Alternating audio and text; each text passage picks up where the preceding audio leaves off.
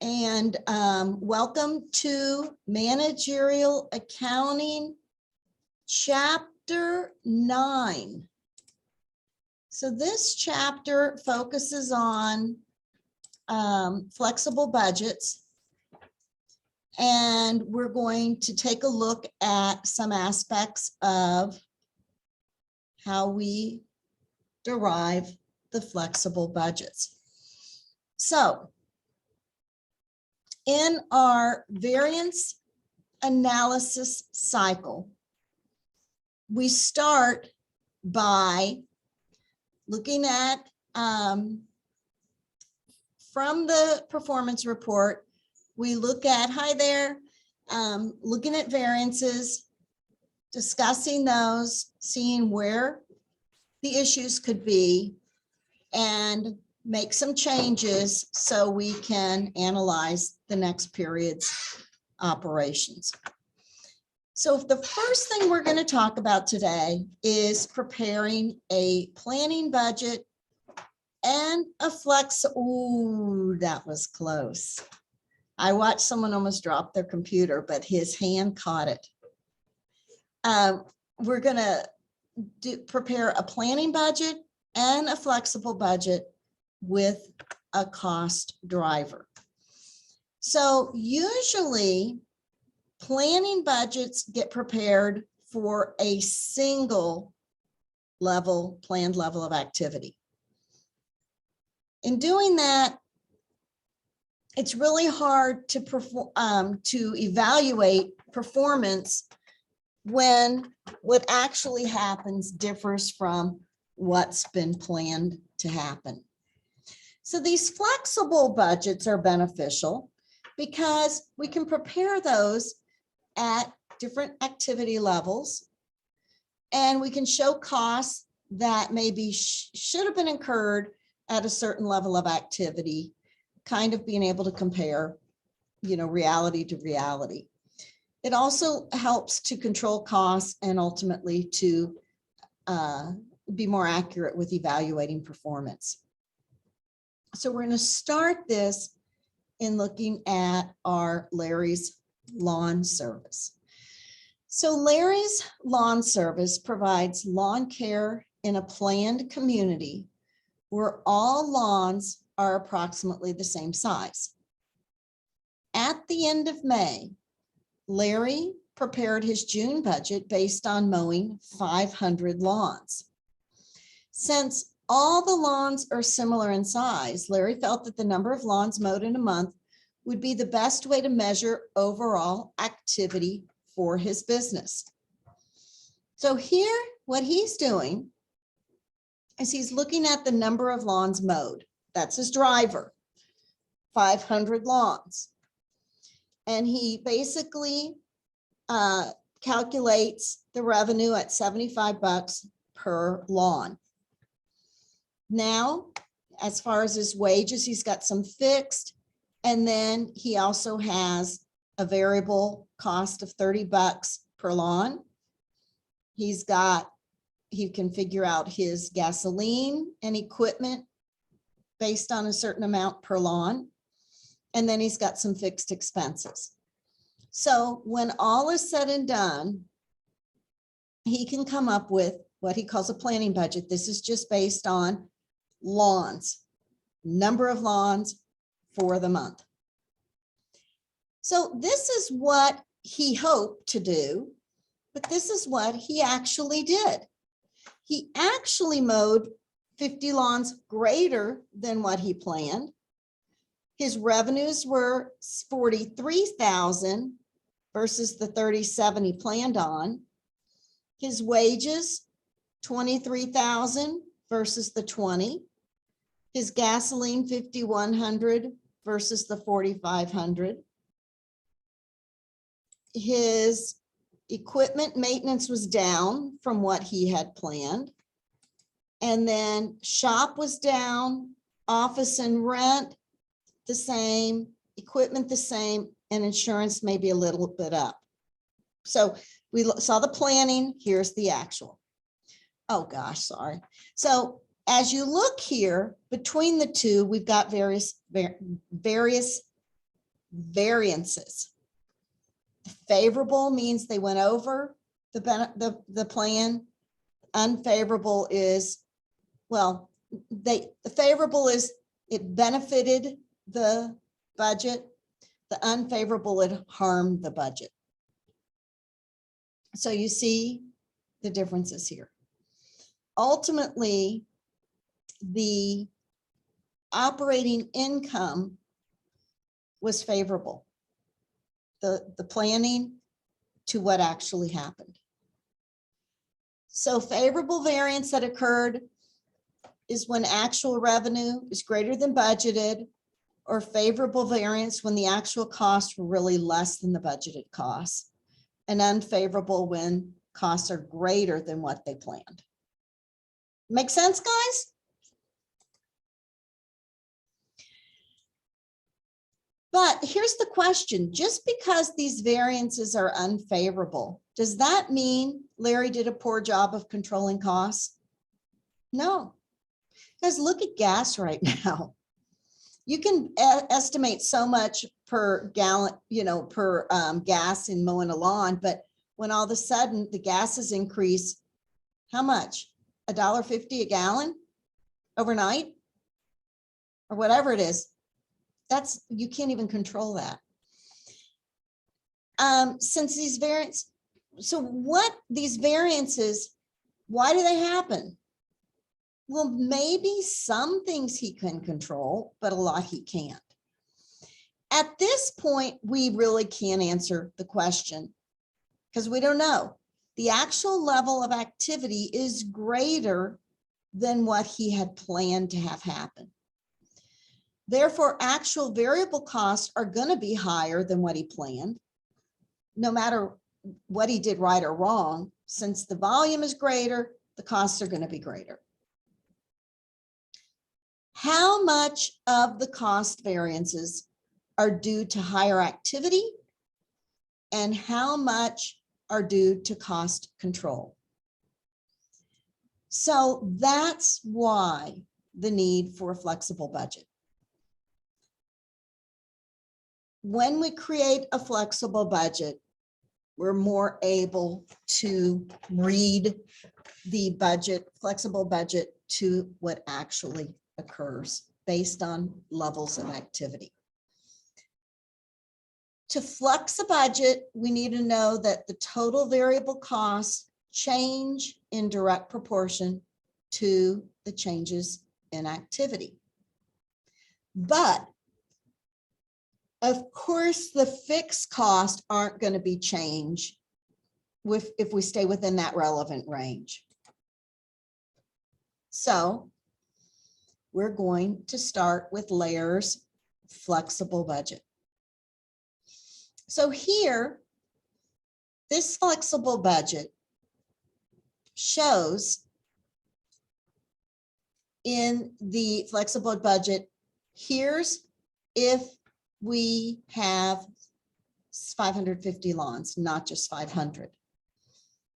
And based on 550 lawns, here are the various costs per 550 lawns to show here a net operating income of $66.50. What should the total wage and salary costs be in a flexible budget for 600 lawns? What do you think the wages and salary costs would be for 600 lawns? Wouldn't it be 30 times 600, 18,000 plus the 5,000, 23,000, right?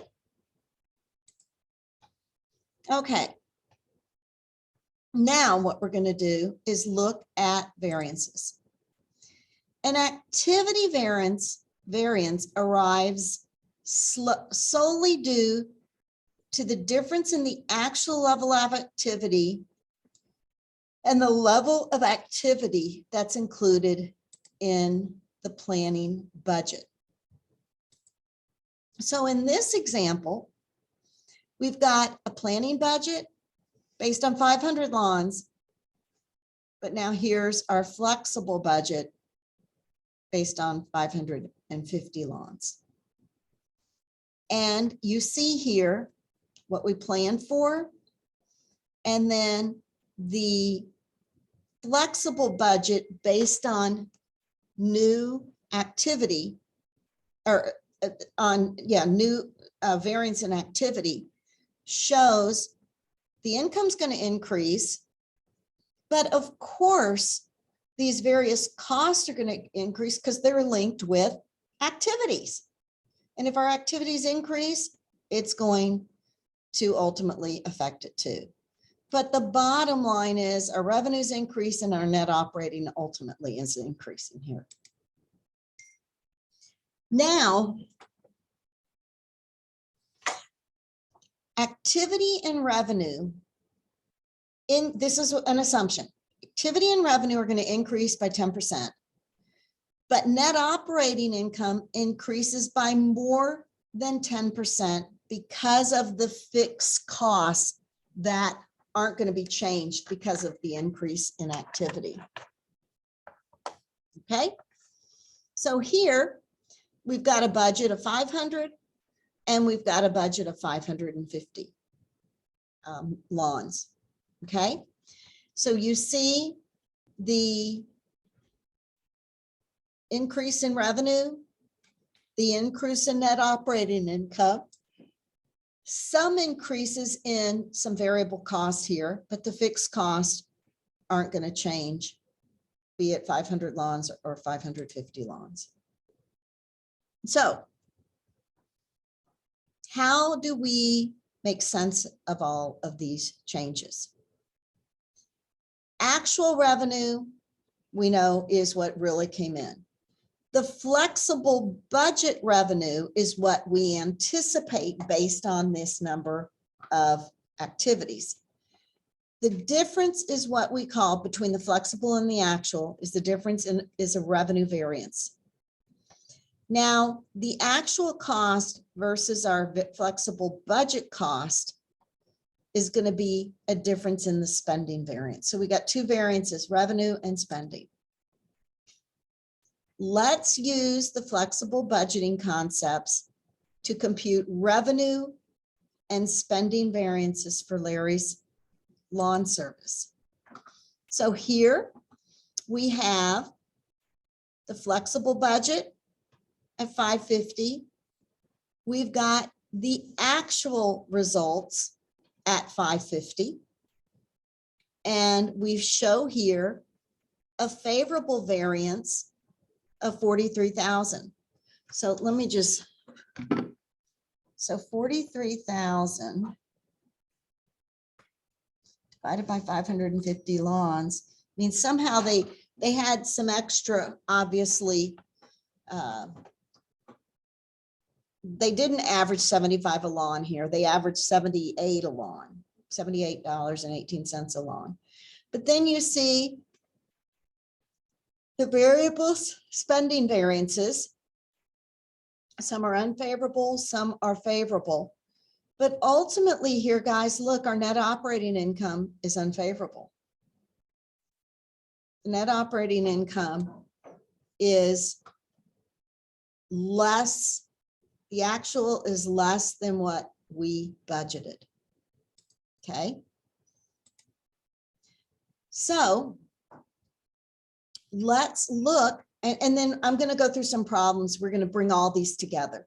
Let's look at a performance report with just one cost driver,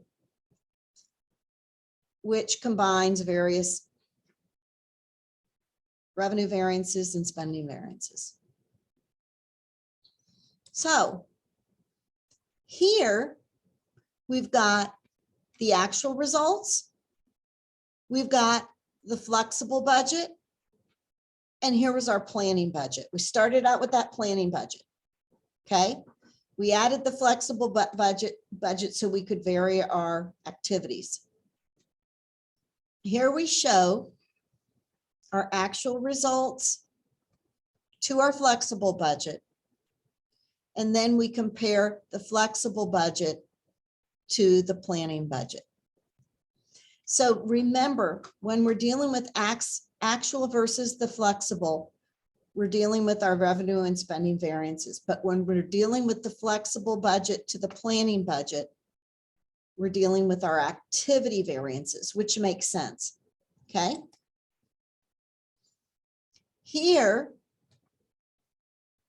in the activity variance, we estimated 50 lawns at $75 a lawn. Okay. Now, in the, excuse me, the flexible was at 550. This is at 500. So the difference was the 50 lawns. That was our activity that varied from the budget. However, our salaries are increased as a result of having 50 more lawns. So that became unfavorable as a result of our activity increasing by 50 lawns. Okay. Now, in this case, we're comparing our actual to flexible budget. We really received 43,000 in revenues where we anticipated to receive 41,250, which is an adjustment of a revenue variance of 1,750. Make sense?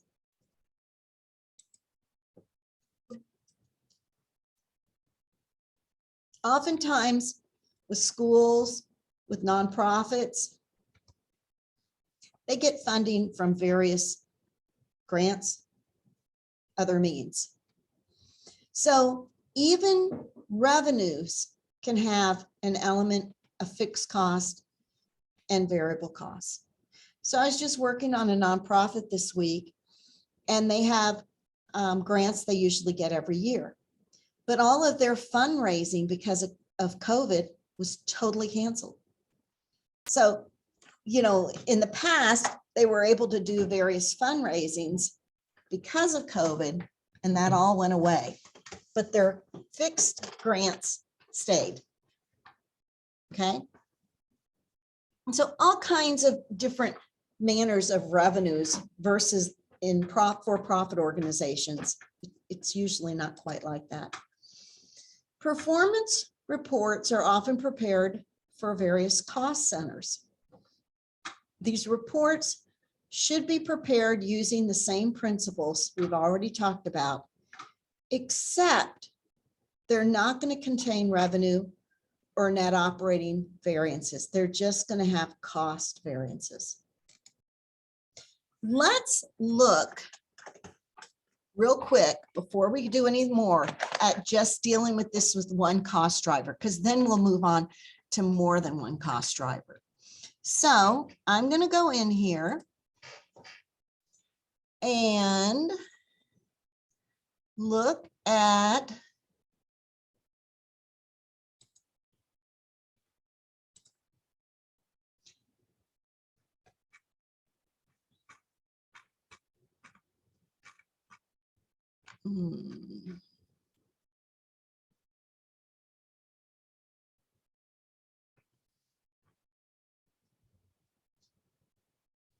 let's look at this one real quick. Data concerning the companies, the Vulcan Flyovers offers scenic overflights of Mount St. Helens, the volcano in Washington, that explosively erupted in 1982. Data concerning the company's operations in July appear below. So we see the planning budget, 50, the flexible 48, and that's our actual. And we've got our various costs here. The company measures its activity in terms of flights. Customers can buy individual tickets for overflights or hire an entire plane for an overflight at a discount.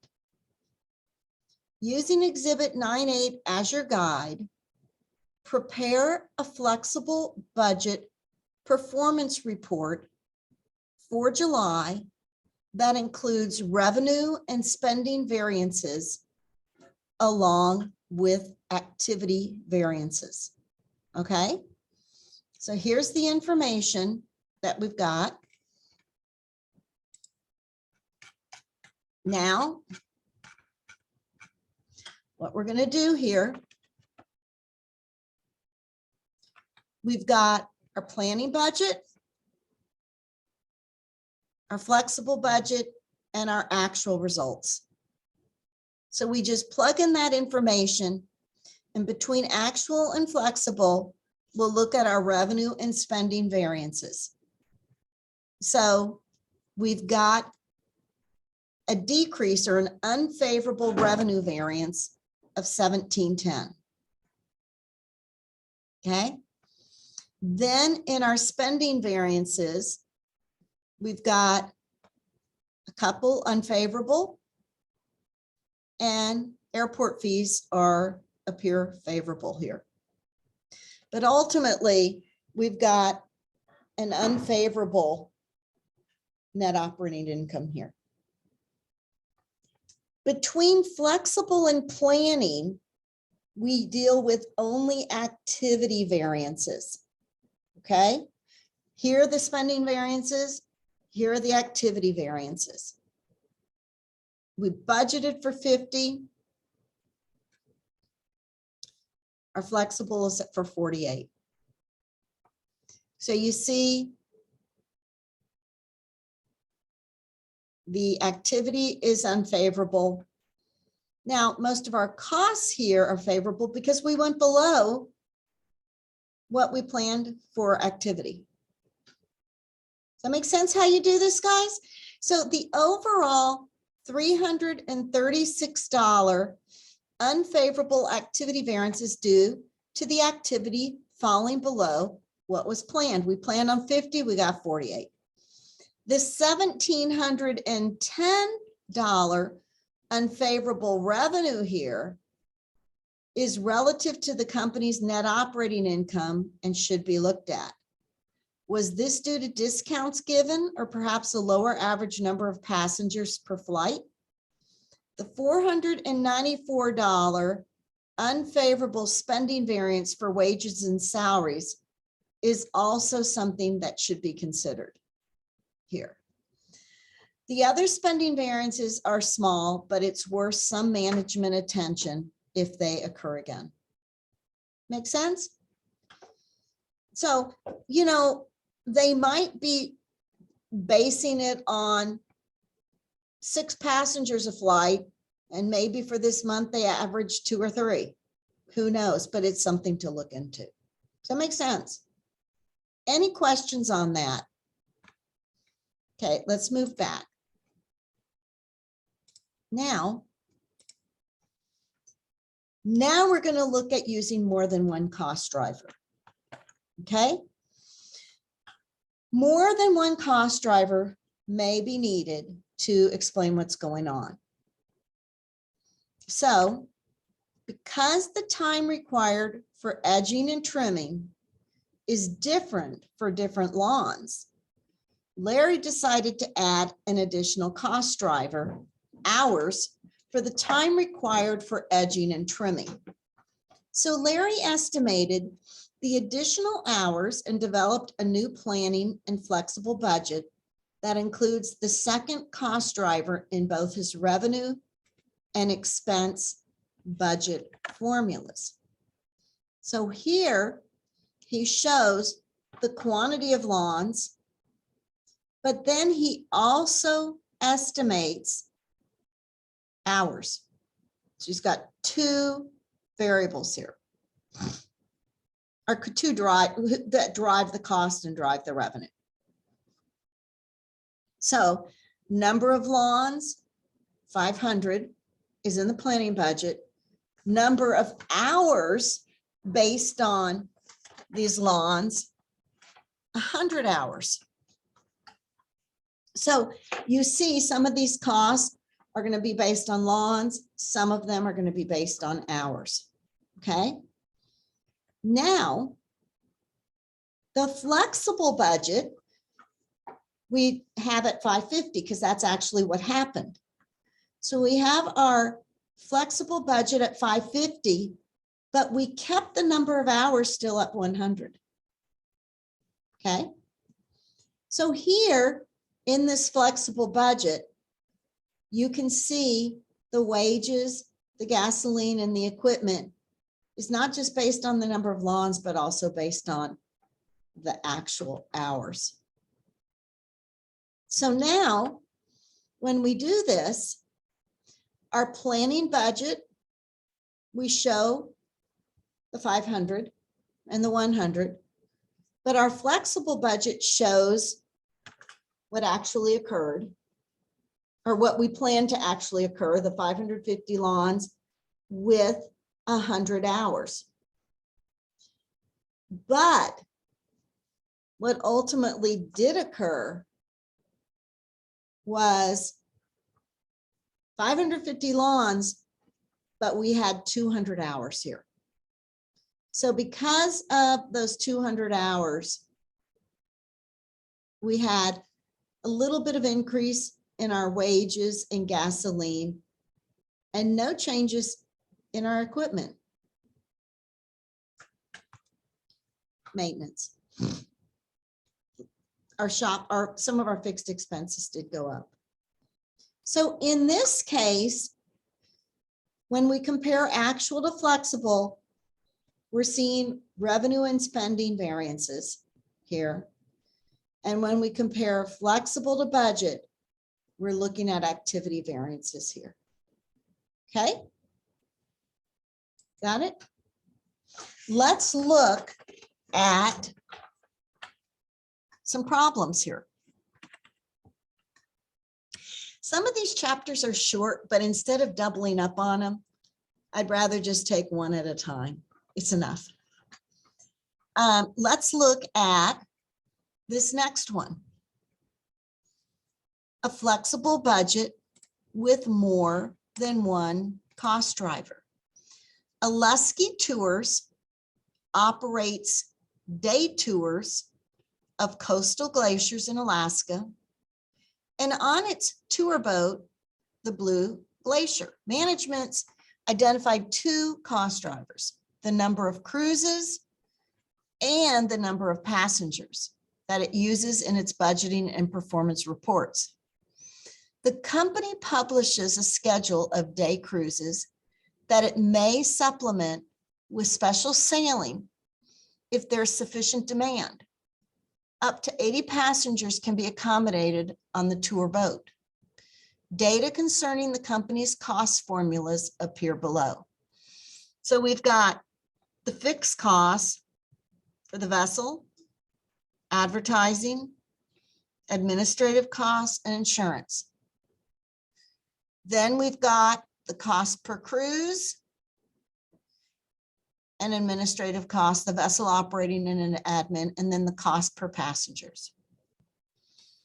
For example, vessel operating costs should be $5,200 per month plus $480 per cruise plus $2 per passenger.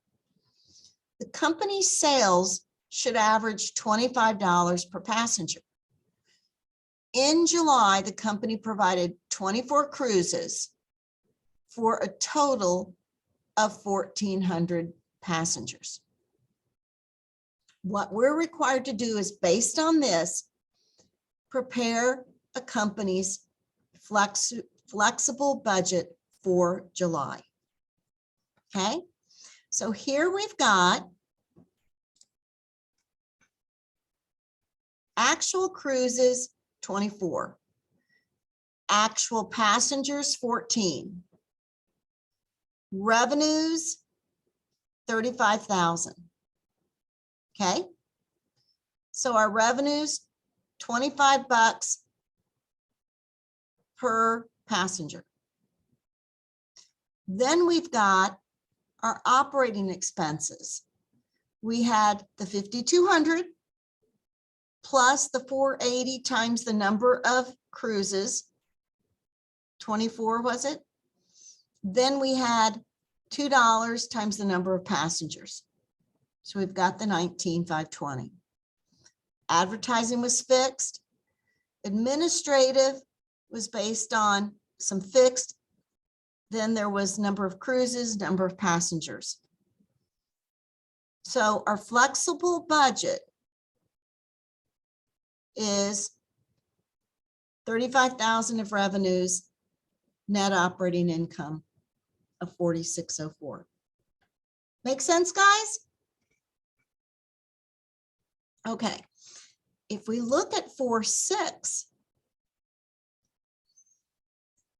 the Gourmand Cooking School runs short cooking courses at its small campus. Management's identified 2 cost drivers it uses in its budgeting and performance reports: the number of courses and the total number of students.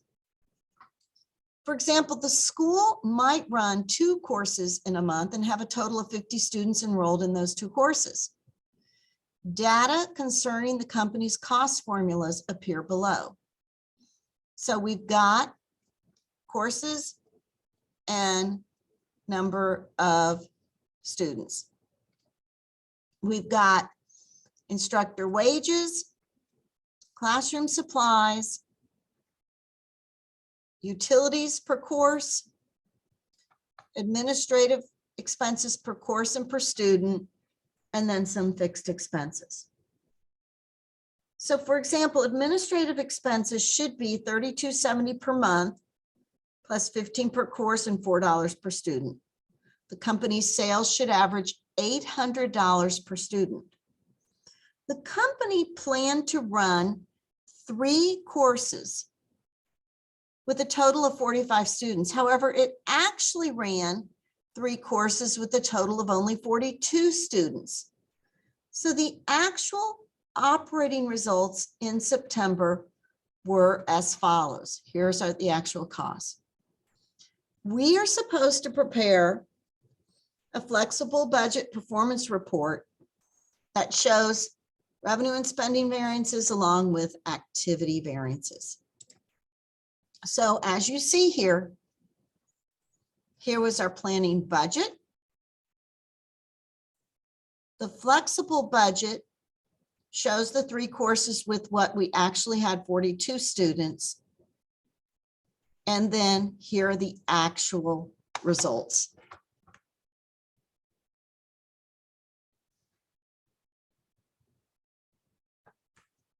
Okay. Do you see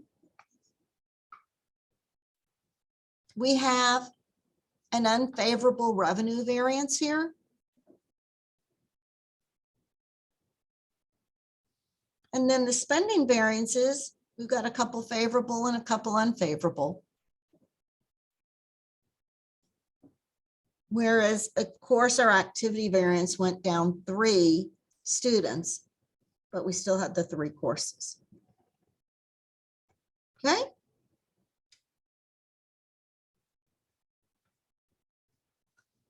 Okay. We did that. We did that.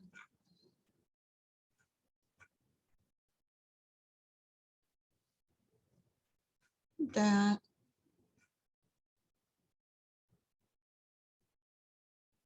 Let's do this one.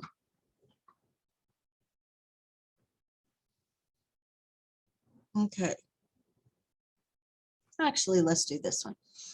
Air Qual Test Corporation provides on-site air quality testing services. The company's provided the following cost formulas and actual results for the month of February. The company uses the number of jobs as its measure of activity. For example, mobile lab operating expenses should be $2,900 plus $35 per job. And the actual mobile lab operating expenses for February were $45.30. The company expected to work 50 jobs in February, but actually worked 52 jobs. Prepare a flexible budget performance report showing Air Qual Test Corporation's revenue and spending variances and activity variances for February. Okay.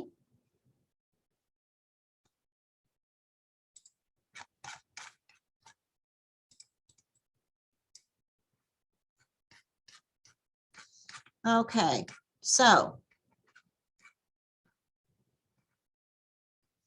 we've got the planning budget here. Is that 50? We've got our flexible budget at 52. And then our actual results are sitting here. So in doing that, here are our actual.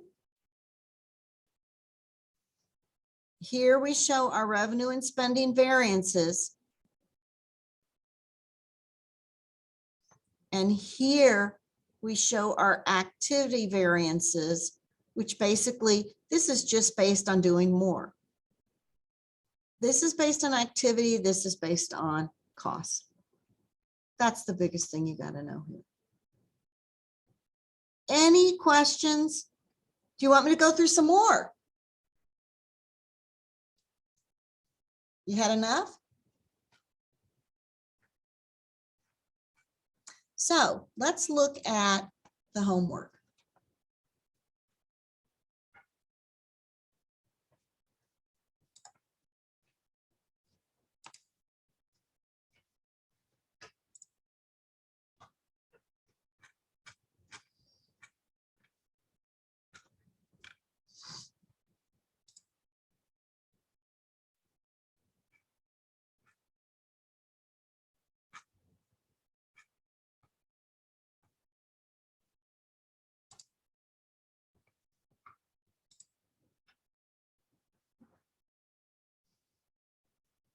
Ray Company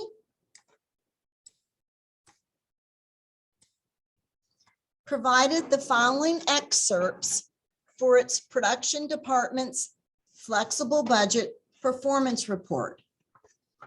Complete the production department's flexible budget performance report, noting favorable and unfavorable. So again, here's the planning. Here's flexible. And here are the actual results.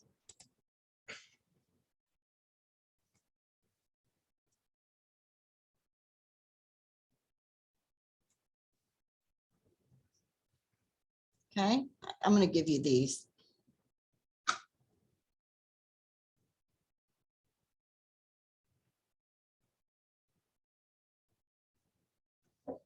Okay, next.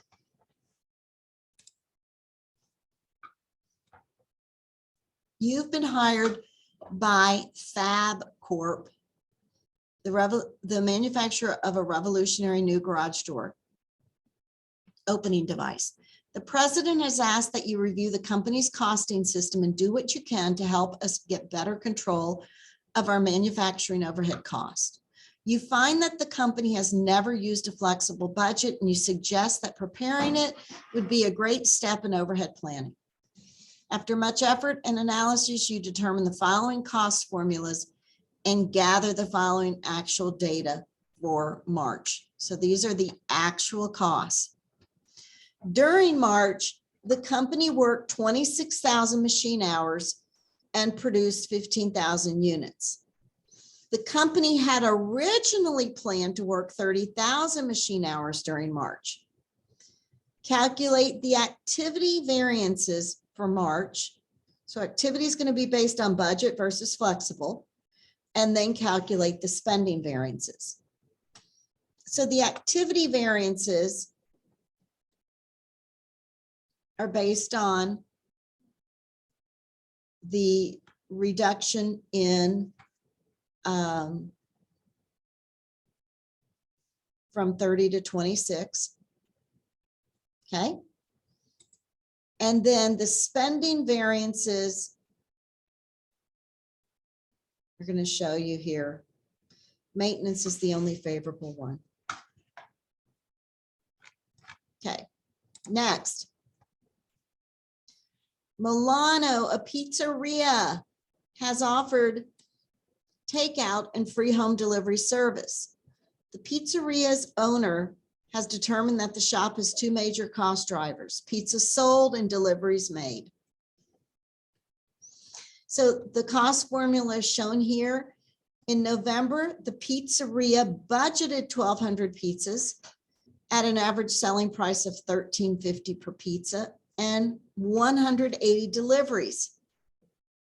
But actual results are shown here.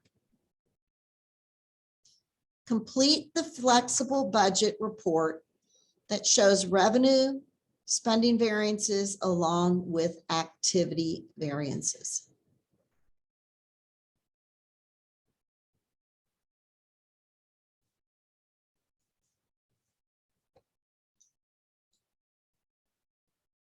Here's some explanations for you.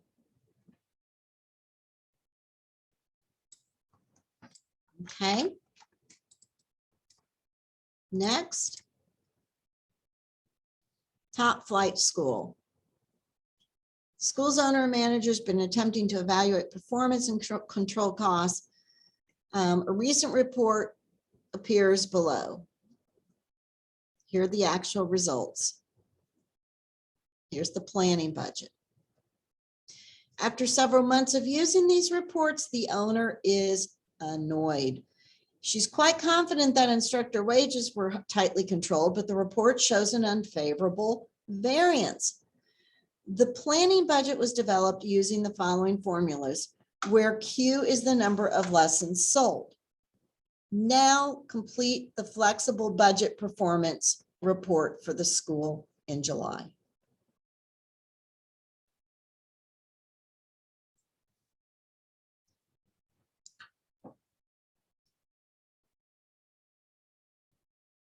Then last,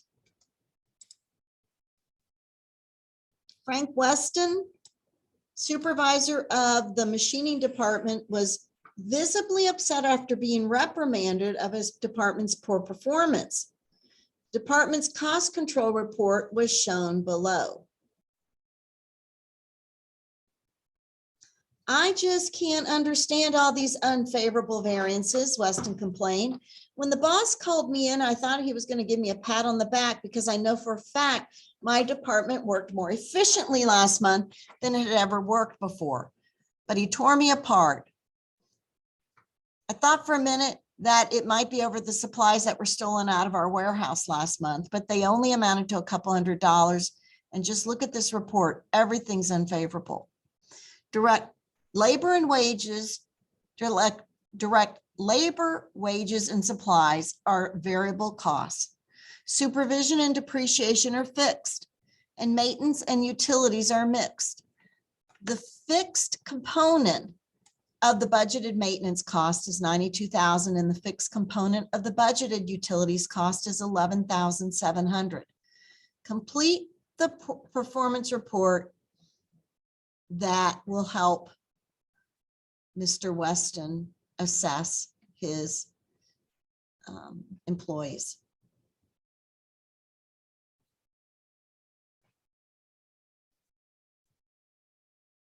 Okay. Any questions at all on chapter 9? How's everyone doing? Next week, we're going to meet here. We're going to do chapter 10. The next week is chapter 11. Somewhere in there, we're going to have a break over tax time, but I'm not sure when that happens. But for sure, we're going to be, what? I think it's right after chapter 11. Okay. Okay, just so you guys know, I'll keep telling you and reminding you. So guys, I'll see you back here next week. I hope we don't have a bad snow day, but I'm just, you know how it's always bad in April? Just check your emails in case, if, you know, today was nothing, but if we're going to get a dump, please check your emails and we'll do it from home. Okay. This today took me almost 2 hours to get here, where it's normally an hour and 15 minutes. So you just don't know. Any questions online here, guys? Hello? Anybody?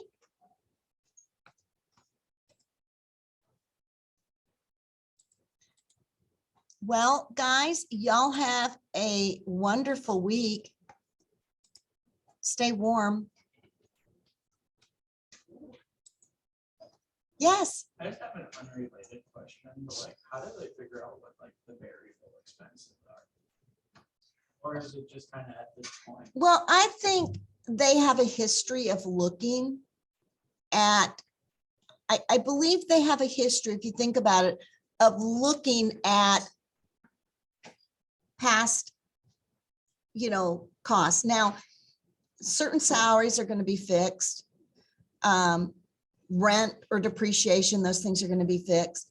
And I think that they look at variable, generally the variable is going to be based on some level of activity.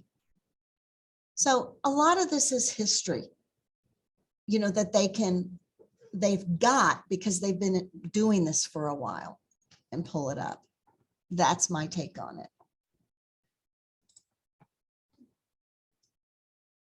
Okay, guys.